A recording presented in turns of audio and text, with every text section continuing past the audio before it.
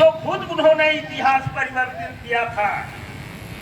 जब वो चेयरमैन बने तो सामान्य एक मिल के कर्मचारी थे, उनके लड़के थे ये, इनको हर्षवर्धन जी ने लड़ाया था।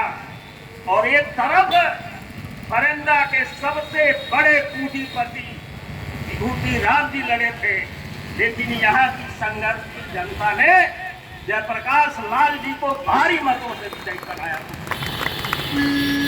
तो जनता के हाथ में है परिवर्तन। एक समय था, इस पर गौर करिएगा जरूर, कि हमारे फरेंदा में संघर्ष कहाँ चला गया, हमारे फरेंदा में ईमानदारी कहाँ चली गई, यहाँ उत्पीड़न कैसे शुरू हो गया।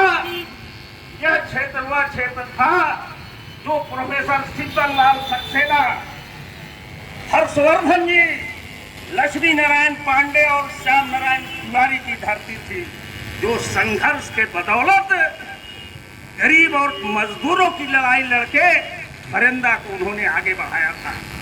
फरेंदा का दुर्भाग्य उस दिन से शुरू हुआ।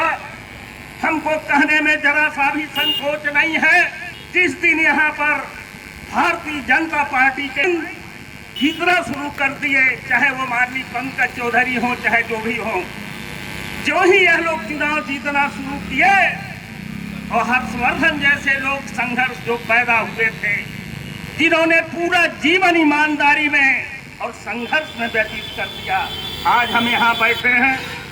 फरेंदा का नामकरण आनंद नगर का कैसे पड़ा?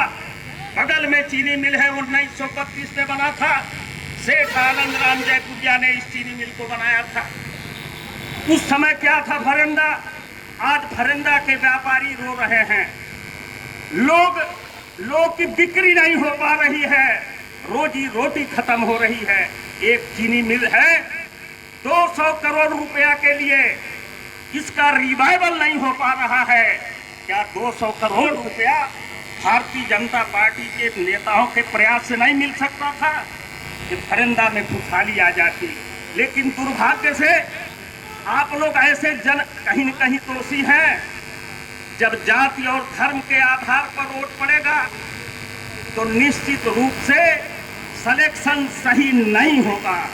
संघर्ष वाले व्यक्ति को जब आप विजयी बनाएंगे, चाहे वो सांसद का चुनाव हो, चाहे विधायक का हो, चाहे चेयरमैन का हो, ऐसे व्यक्ति का चयन करेंगे कि जो संघर्ष से पैदा हुआ है, जिसका पूर्व का इतिहास ईमानदारी का रहा है, तो इतिहास बदलेगा। इसी के साथ हम अपनी बात समाप्त करते हैं। और जहां तक स्थानीय समस्याओं की बात, अभी रवि जी ने बता दिया है, कुछ कहने लायक नहीं है। लेकिन एक समस्या जरूर है कि प्रेम मंदिर पर जो रोड जाती है, वहां पर ओवरब्रिज का अभाव है।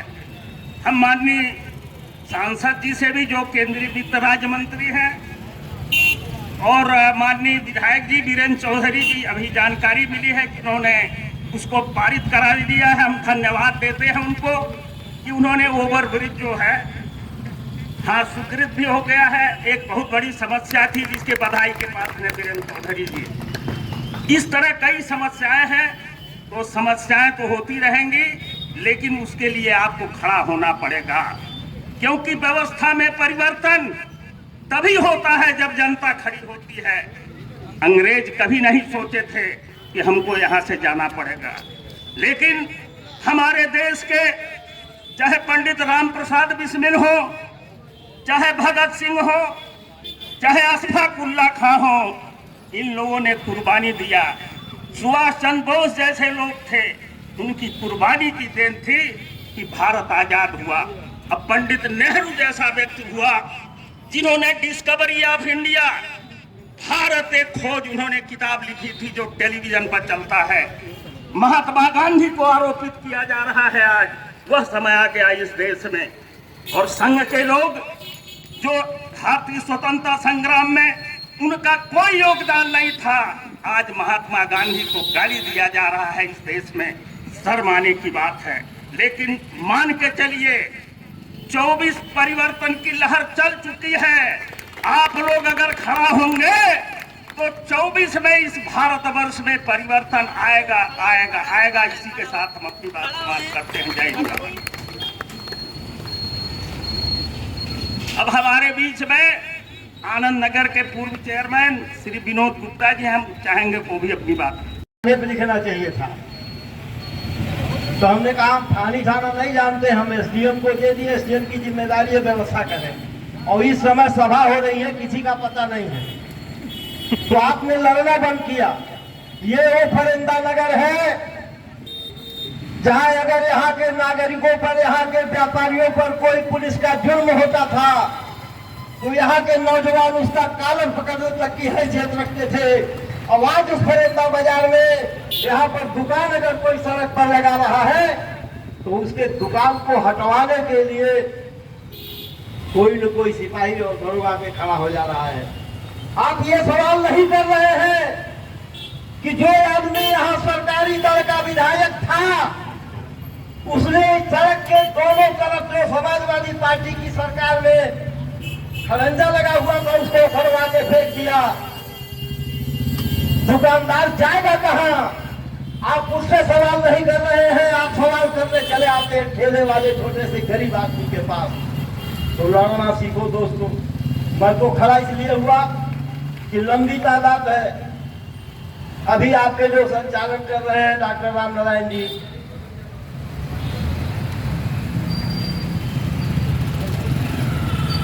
सबका आदेश है भाई बोल लीजिए।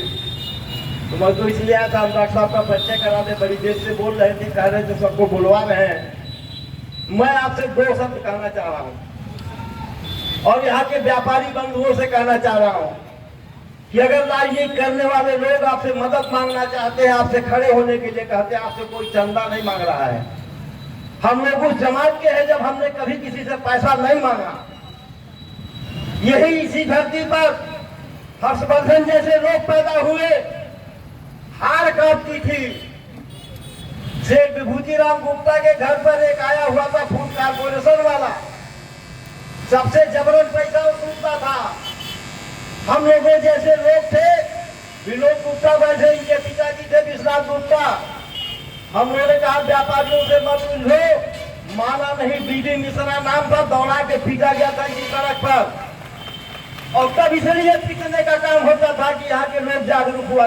आदरणीय जयप्रकाश लाल जी, मंचासीन सभी अतिथिगण, सभी सामाजिक जीवन के पुरोधा और सामने जिनको नगर पंचायत आनंद नगर के विकास में रुचि है, ऐसी हमारी महान जनता।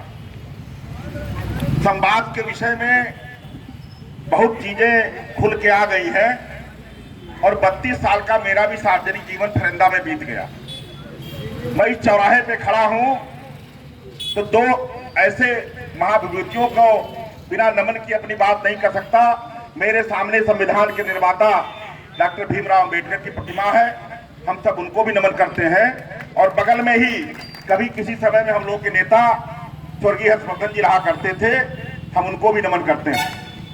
लेकिन एक बात मैं आपके बीच में कहना चाहता हूं कि फरिंदा का मिजाज वैसा रह नहीं गया, इसलिए आपके बीच में कहना चाहता हूं कि अभी बात आई कि किसी पुलिस वाले ने ठेले वाले से पैसा ले लिया, किसी पुलिस वाले ने शासी अधिकारी से मिलकर के किसी के ऊपर जुर्माना लगवा दिया कि बगल में पुरुषोत्तम भाई बैठे हैं, जाके पूछ लीजिएगा। संगम मिश्रा थाना अध्यक्ष थे, 90,000 रुपया लिए थे पुरुषोत्तम जी से, और मैं ही उनके घर से, संगम मिश्रा के घर से 90,000 रुपया ला करके पुरुषोत्तम के घर पे देने वाला व्यक्ति हूं मैं। तब राजनीति फरिंदा की। और आज क्या हो गया, हम लोग भी थोड़ा सोचते थे कि जरा देखा जाए कुछ गर्मी ठंडी फरिंदा में आती है कि नहीं आती है, लेकिन कुछ आई नहीं। फर्जी बोल करके एक आंदोलन ने 2014 में कांग्रेस की सरकार को हटा दिया और एक असली चीज 4 करोड़ 18 लाख रुपए का भुगतान हुआ इस सड़क पे। कहीं कोई गिट्टी दिखती है? ईमानदारी बोलिएगा, झूठ नहीं बोल रहा हूं। व्यापारी भी मेरी बात सुन रहे होंगे। 4.25 करोड़ रुपए की बेईमानी, और उसके बाद भी अगर फरिंदा खामोश है तो मुझे तो लगता है कि फरिंदा में वो जवानी नहीं रही। लेकिन मैं धन्यवाद देना चाहता हूं जयप्रकाश जी जैसे लोगों को, जिन्होंने राजनीतिक न सही सामाजिक संस्था बना करके एक आंदोलन की रूपरेखा बनाने का काम किया इन्होंने। और मैं बीरेन चौधरी से भी आने वाले समय में कहूंगा कि कुछ करना नहीं है, ये कलम आपको दिया है फरिंदा के लोगों ने। 3 लाख लोगों के प्रतिनिधि हैं, एक पत्र मुख्यमंत्री को लिखिए और व्यक्तिगत जाकर के कहिए कि पूजनीय महाराज जी, आप भ्रष्टाचार के खिलाफ रहने वाले व्यक्ति हैं और आपके बगल में 4 करोड़ 19 लाख रुपए का ऐसा भुगतान कर लिया नगर पंचायत आनंदनगर ने, जिसमें मौके पे 18 गिट्टी भी नहीं है। और अगर इसकी विजिलेंस जांच हो जाए, मैं आज आपसे कह रहा हूं कि अगर ये लोग नाको रगड़ के न चिल्लाए तो आप नाम बदल दीजिएगा मेरा। ये करे चाहे न करे, लेकिन मैं आपसे कह रहा हूं कि इस बात को जब वो आएंगे तो मैं उनके सामने रखूंगा, और मैंने रखा भी है। और आने वाले दिनों में हम लोग उन्हें प्रेरित करेंगे कि जो भी आपने कार्रवाई की है वो नगर के व्यापारियों के सामने आप मीटिंग करके बताइए और सुझाव भी लीजिए, समर्थन भी लीजिए, क्योंकि बेईमानी करने वाले से बड़ा दोषी बेईमानी सहने वाला भी होता है। हम भी अपने को दोषी मानते हैं कि 4.5 करोड़ रुपए की बेईमानी पिछले 3 साल से फरिंदा के लोगों को तकलीफ में रखने के बाद भी अगर हमारा खून नहीं खोला, अगर हमारे में उत्तेजना नहीं आई, तो मुझको मान के चलना चाहिए कि हम फरिंदा के लोग नहीं हैं जो हर्षवर्धन और श्यामलाल तिवारी और लक्ष्मीनारायण पांडे के समय में उनके जीवन में रहते थे। ये कौन सी बात हो गई कि लूटोगे भी ईमानदार भी बने रहोगे। अभी किसी ने बहुत छोटी बात कही, किसी सब्जी वाली की हैसियत है क्या कि 10 लाख की खरीदेगा? वो है किसी की दुकान है करने की? मैं खुलासा मुझसे मत कराइए। अभी एक बैठक में कुछ व्यापारी साथी मिल गए थे, हमने कहा कि आप लोगों के नाते अगल बगल में जमीन लेने की हैसियत किसी की रह नहीं गई है, खाली आप लोगों के नाते। और मैं कह रहा हूं आपके बीच में, आप देख लेना जिस दिन उसकी नीलामी होगी, एक भी व्यापारी जो सब्जी बेचने वाला, जो खुदरा व्यापार करने वाला, जो छोटी तिजारत करने वाला व्यक्ति उस दुकान को नहीं पाएगा। बड़े बड़े व्यापारी उस दुकान को लेकर के उन्हीं को किराए पे दे देंगे। ये कौन सी संस्कृति लेना चाहते हो आप? ये कौन सी संस्कृति आपने पैदा किया फरिंदा में? फरिंदा तो सरजमी थी जो ईमानदारी के नाम पे जानी जाती थी, जो संघर्ष के नाम पे जानी जाती थी, जहां के लोगों को लोग एक इज्जत के साथ देखते थे। ये स्वर्गीय महादेव प्रसाद वर्मा की धरती है, ये हर्षवर्धन जी की सरजमी है। लेकिन मुझे सुन के इस बात का बहुत अफसोस हुआ कि जब टाउन एरिया में वार्डों का समीक्षण हो रहा था तो लोगों ने अपने दादा का नाम डाल दिया, उसमें अपने बाप का नाम डाल दिया वार्ड में, जिनको कोई पहचानता नहीं था।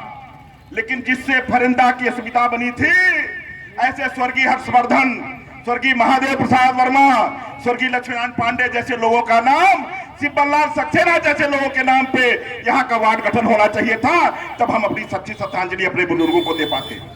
कहां लेकर चले गए आप फरिंदा को? बेईमानी करने के बाद भी हमारे आपके समाज में आकर के इज्जत से बैठता है जो व्यक्ति। और आपने ईओ की बात कही है, क्या पिद्दी का शोरबा, वो तो कोऑपरेटिव का आदमी है भाई, वो तो ईओ है ही नहीं है। वो कहां आपके कैडर का व्यक्ति है? वो तो कोऑपरेटिव का व्यक्ति है। वो तो मानदेय पे यहाँ आया हुआ है, किस लिए आया है? लूटने आया है, लूटने। और फरिंदा नहीं लूटा उसने फरिंदा तो कुछ कम लिया, क्योंकि बड़े बड़े नेता उसमें हिस्सेदार थे, थोड़ा कम हिस्सा पाया। लेकिन बिरजमनगंज का तो अकेला मालिक था वो। 2 करोड़ रुपए की बिजली के सामान की सप्लाई दिखाई गई बिरजमनगंज में, मुझको अभी किसी ने बताया 4-5 दिन पहले। और मौके पे 1/10 हिस्सा भी नहीं लगा, बाकी बिल जीएसटी का बिल लेकर के फर्जी भुगतान 2 करोड़ रुपए का कर दिया गया बिजली का। एक दिन जब मैंने फोन किया तो आई माई बतिया रहा था। हमने कहा बाबू साहब आई माई हमसे न बतियावा, हमसे सीधी लाइन पर बतियावा, क्योंकि कलम बड़ी खराब चीज है। बाकी तो झगड़ा करब तो मुकदमा कायम होई, आई जो कलम झगड़ा करेले इसे ब्लड प्रेशर शुगर कुल हो जाला के साथे, उसके बाद इलाज भी पक्का हो जाला। इसलिए मैं आपसे कहना चाहता हूं कि फरिंदा के नौजवानों इस बात को जान लो कि जब यहाँ गंगा सोनार कहा डकैती पड़ी थी तो हर्षवर्धन जैसा व्यक्ति इसी सड़क पर संघर्ष करके तब तक नहीं उठा था जब तक हत्यारे डकैती डालने वाले नहीं गिरफ्तार हुए थे। ये तिजारत रही है आपकी, ये इतिहास रहा फरिंदा का। और आज फरिंदा का इतिहास ये रहता है कि 500 रुपए के लोग इंतजार करते हैं कि बाबू ये 500 रुपया दी है। 500 रुपया में बिटिया ब्याह होला कि लड़का मूड़न होला 500 रुपया में। आप 5 लाख रुपया खर्च करने में नहीं सकते हैं और 500 रुपए के झोले के लिए बैठ के इंतजार करते हैं। इंतजार छोड़ दीजिए। मैं एक बात कह के अपनी बात खत्म कर रहा हूं। मेरा सौभाग्य है और फरिंदा का सौभाग्य है कि हमारे बीच में वो पहले चेयरमैन जयप्रकाश लाल जी बैठे हैं जिसके बारे में आज तक कोई उंगली नहीं उठा पाया। लोगों को दर्जनों दुकान देने वाले जयप्रकाश लाल आज किराए के मकान के लिए भी मोहताज है। एक किराए का मकान भी उनके पास, एक कमरा नहीं है पूरे सड़क पे, कहीं एक सड़क पे कमरा नहीं है। अगर स्वर्गीय समाजवादी पार्टी की सरकार ने अगर समाजवादी पेंशन 20,000 रुपया न दिया होता तो स्कूटी में तेल नहीं पड़ता जयप्रकाश लाल के। ऐसे लोग आपकी विरासत है। आने वाले चुनाव में एक फैसला जरूर करिएगा। जो पैसे से आपका वोट खरीदेगा वो पैसा कमाएगा भी जरूर, इसको पक्का जान लीजिए। और जो आपका वोट बिना पैसे के पाएगा वो आपकी सेवा में 24 घंटा लगा रहेगा। इस बात को भी ख्याल रखिएगा। लेकिन एक संकल्प लेके जाइए यहां से कि जो भी बेईमानी हुई है, विरोध जी उसको 4 महीने के लिए टालना किस बात का यार? उसके खिलाफ लिखा पढ़ी होनी चाहिए, उसके खिलाफ कार्रवाई की शुरुआत होनी चाहिए, उसके लिए सड़क पर संघर्ष होना चाहिए। और तब तक संघर्ष होना चाहिए जब तक 4 करोड़ 18 लाख रुपए का काम इस सड़क पे दिखाई न पड़े। अगर नहीं दिखाई पड़े तो फिर कार्रवाई दिखाई पड़नी चाहिए, लोगों के खिलाफ उसके खिलाफ कार्रवाई होनी चाहिए। तब हमारा आपका मकसद पूरा होगा। बेईमानी भी करोगे, ईमानदार भी बनोगे, दोनों काम कैसे एक साथ चलेगा? दोनों काम एक साथ नहीं चलता। ईमानदारी के लिए बहुत कुछ गंवाना पड़ता है, बहुत कुछ छोड़ना पड़ता है। अगर आपको अपनी विरासत नहीं याद है, टाउन एरिया के परसीवर के समय अगर साथी अधिकारी को लोगों ने नहीं बताया कि फरिंदा नगर में स्वर्गीय महावीर प्रसाद वर्मा जैसा व्यक्ति रहता था, फरिंदा की सरजमी पे स्वर्गीय हर्षवर्धन जैसा व्यक्ति रहता था, फरिंदा की सरजमी पे घास की रोटी खा करके ईमानदारी से रहने वाले लक्ष्मण पांडे रहते थे, तो हम मान के चलते हैं कि हम अपनी विरासत को भूल रहे हैं। लेकिन हम भूलने नहीं देंगे। हम आने वाले 4 महीनों में फरिंदा को ये बता के जाएंगे कि 5 साल में किसने क्या लूटा है और किसने क्या बनाया है। ये दोनों बातें जनता के बीच में सामने आनी चाहिए और फिर फैसला करेगी जनता।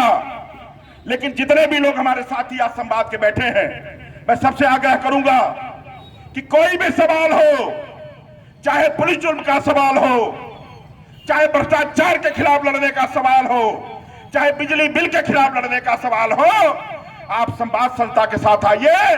मैं भाई रमेश जी से भी आग्रह करूंगा, सरजू भाई से, मोहम्मद अली साहब से, विनोद भाई से, रवि से, सबसे आग्रह करूंगा कि एक गैर राजनीतिक मंच के साथ जुड़ करके हम उस आंदोलन को आगे बढ़ाएंगे और इस फरिंदा के लोगों को बताएंगे कि आपको किसने लूटा है और किसने आपको ले आके चौराहे पर बेचा है। ये दोनों बातें साफ होनी चाहिए कि नहीं होनी चाहिए? तो एक संकल्प लीजिए, हाथ उठा के, हम भी हाथ उठाते हैं कि आने से अगर संवाद का कोई भी कार्यक्रम होगा तो हम उसमें अपनी भागीदारी सुनिश्चित करेंगे। इन्हीं शब्दों के साथ आपको संघर्ष का आह्वान करते हुए और आपको भरोसा दिलाते हुए कि आपके संघर्ष में हम लोग कभी पीछे आने वाले लोगों में से नहीं है। कभी पीछे लगता है और हम लोग तो चट्टान है भाई। सिपाही पाही आखिर लगवा नहीं करते हम उनके बहुत दिन नेता के साथी हमन कर ना, ये सब कोनो विषय उसे ना आई। अरे चुपाई मार के थोड़ा रुकल रहा गए तेहनाते दिमाग खराब है। 1 महीना में आदमी बना दिया, चाहता कह दिया, चिल्ला भाई ज्यादा कुल याद आवे लगी। हम जान ले कितने पानी में। बेईमान आदमी से बड़ा डरपोक कोई होता नहीं है और ईमानदार आदमी से बड़ा कोई हिम्मती नहीं होता है। इसी शब्दों के साथ मैं अपनी बात को विराम देता हूं। जय हिंद, भारत माता की, भारत माता की, भारत माता की। अभी आपने संघर्ष का सूत्र बताने वाले बाबू विजय सिंह की बातों को सुना। अब हम चाहेंगे कि हमारे बीच में आनंद नगर के पूर्व चेयरमैन और इस समारोह के अध्यक्ष श्री मोहम्मद अली जी आवे अपनी बात रखें।